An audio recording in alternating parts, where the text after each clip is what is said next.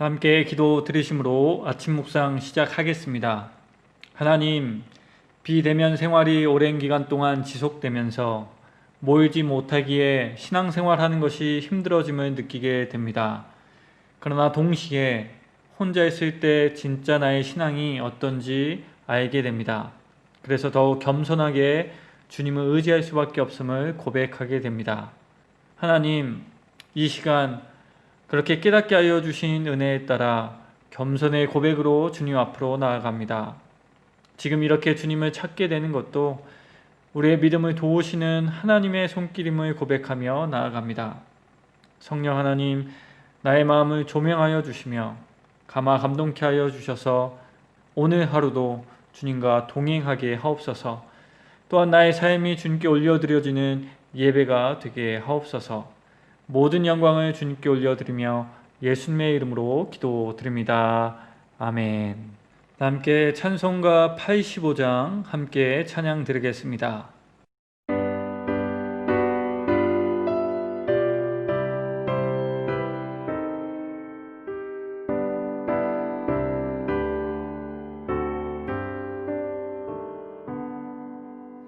구주를 생각만 해도 이렇게 족하듯 주 얼굴 배울 때야 얼마나 좋으랴. 만민의 구주 귀하신 이름은 천지에 있는 이름 중 비할 데 없도다. 참회개하는 자에게 소망이 되시고 구하고 찾는 자에게 기쁨이 되신다.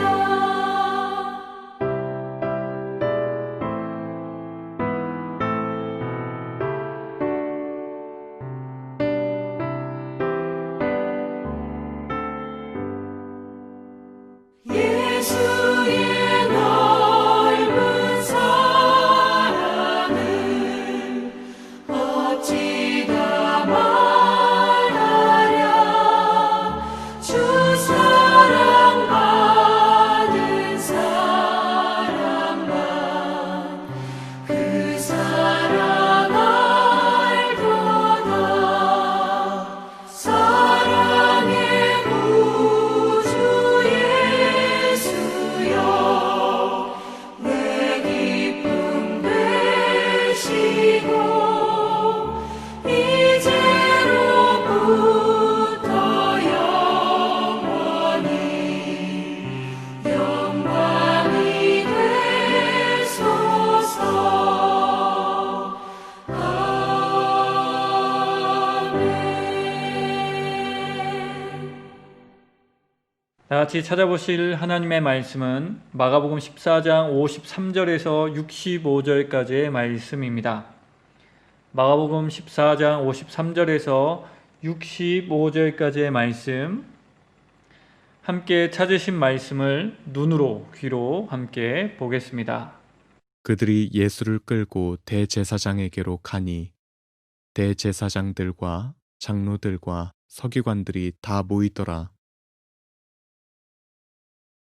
베드로가 예수를 멀찍이 따라 대제사장의 집들 안까지 들어가서 아랫사람들과 함께 앉아 불을 쬐더라. 대제사장들과 온 공회가 예수를 죽이려고 그를 칠 증거를 찾되 얻지 못하니 이는 예수를 쳐서 거짓 증언하는 자가 많으나 그 증언이 서로 일치하지 못함이라.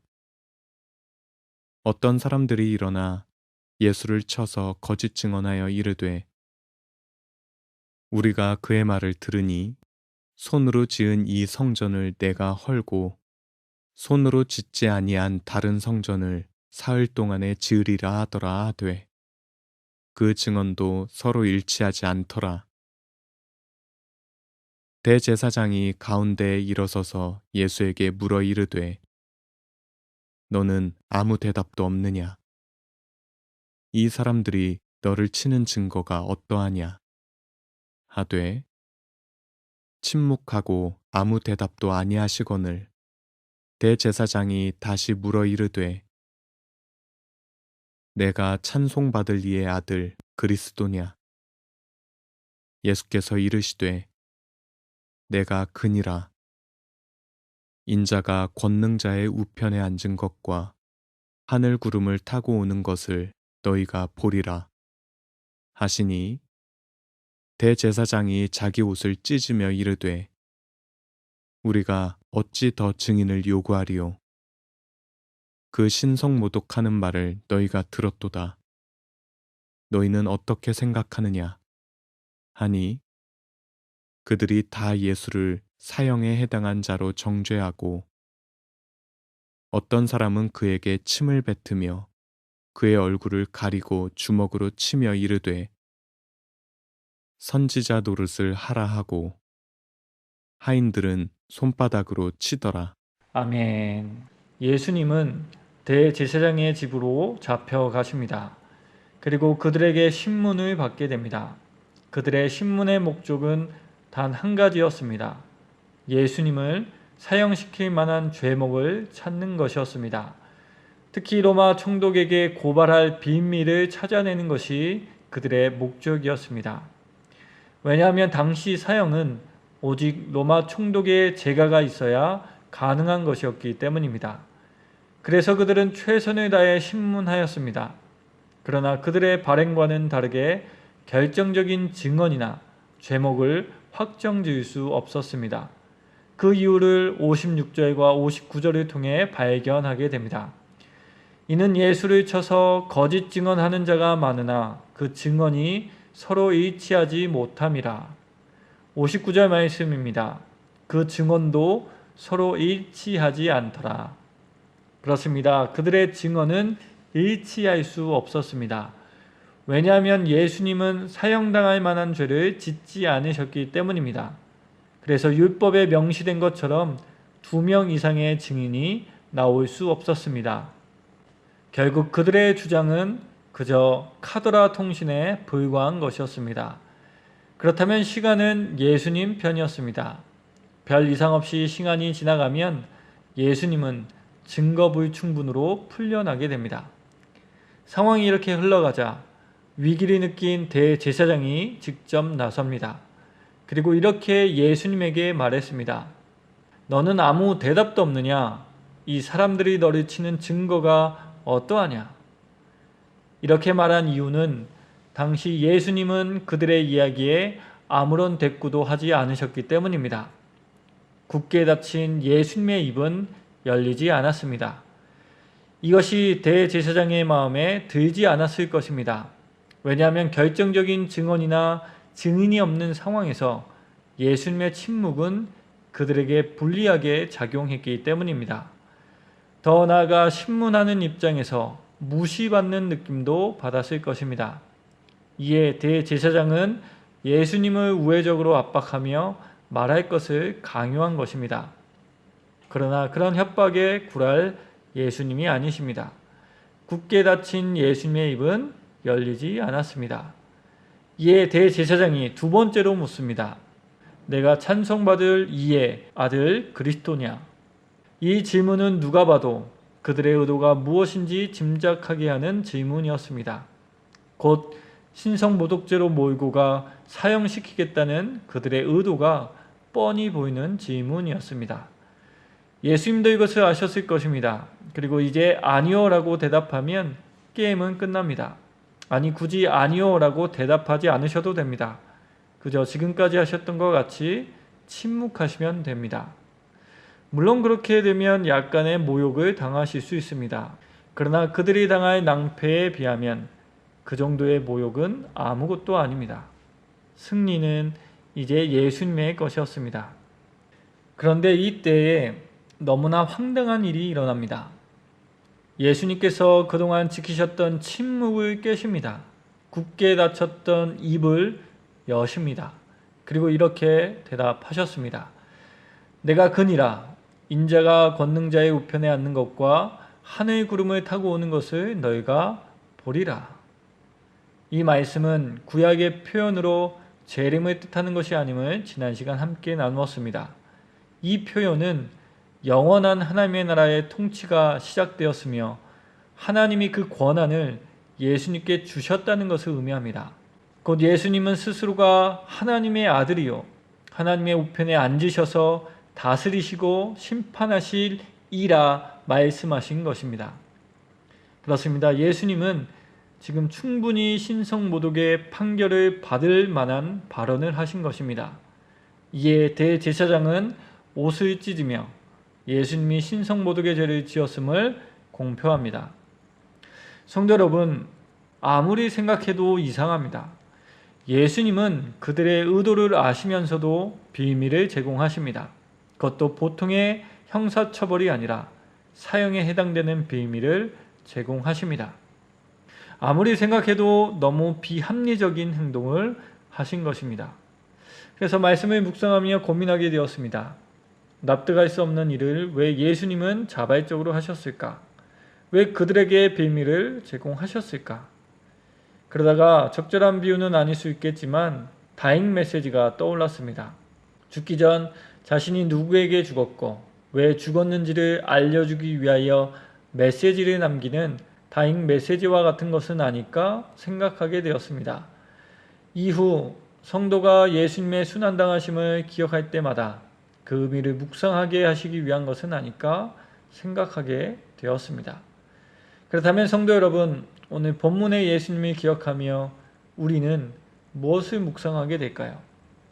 묵상하며 예수님은 대제사장들과 서기관들과 장로들의 희생양이 아니었음을 기억하게 됩니다. 희생양이 아니라 하나님의 어린 양임을 기억하게 됩니다. 대속의 은혜를 베푸시기 위하여 어린 양 되시기를 기꺼이 받아들이셨다는 것을 기억하게 됩니다. 또한 오늘 본문 말씀을 통하여 당시 권력자들이 심판자처럼 보여지지만 진짜 심판하실 분은 예수님이라는 사실을 알게 됩니다. 그들은 불의하게 재판을 하였지만 하나님으로부터 심판의 권한을 받으신 예수님께서는 최후의 심판자로 공의롭게 심판하실 것임을 알게 됩니다. 그렇습니다. 예수님은 하나님의 어린 양으로 대속의 사랑을 보여주셨으며 권한을 위임받은 재판관으로 공의와 정의를 이루실 분임을 보여주셨습니다. 그리고 이것을 통하여 우리는 우리가 받은 구원이 사랑과 공의의 토양 위에 세워진 것임을 알게 됩니다. 그런데요, 말씀을 묵상하면서 문득 이런 생각이 들었습니다. 성도 여러분, 이것을 기억하는 것이 그렇게 중요한 것일까요? 우리의 구원이 사랑과 공의 위에 세워졌음을 기억하는 것이 그렇게 중요한 것일까요? 물론 중요합니다. 그러나 우리의 문제는 이 이야기를 들을 때마다 드는 생각이 있습니다. 그것은 그래서 어떡하라고 입니다. 물론 우리는 이 질문에 정형적인 답을 알고 있습니다. 그것은 사랑과 공의를 실천하며 살아가는 것입니다. 그런데요, 어떤 삶이 사랑과 공의를 실천하는 삶일까요? 남을 돕고 불의를 참지 않고 시위하는 것일까요? 물론 이것도 분명 사랑과 공의를 실천하는 것입니다. 그러나 오늘 본문 말씀을 보며 또 다른 것이 있음을 생각하게 되었습니다. 특히 비합리적인 결정을 내리신 예수님을 묵상하며 우리의 삶에서 사랑과 정의를 실천하는 것이 어떤 모습으로 나타날 수 있는지 생각해 보게 되었습니다. 그것은 편하고 쉬운 것만을 선택하지 않는 것입니다. 성도 여러분, 때때로 우리는 쉽고 수월해 보이는 것을 선택하는 경향이 있습니다. 그리고 그 근거를 합리성에 둡니다. 하지만 합리적인 것이 늘 쉽고 수월해 보이는 것에 있는 것은 아닙니다. 반대로 어려워 보이는 것을 선택하는 것이 늘 비합리적인 것은 아닙니다.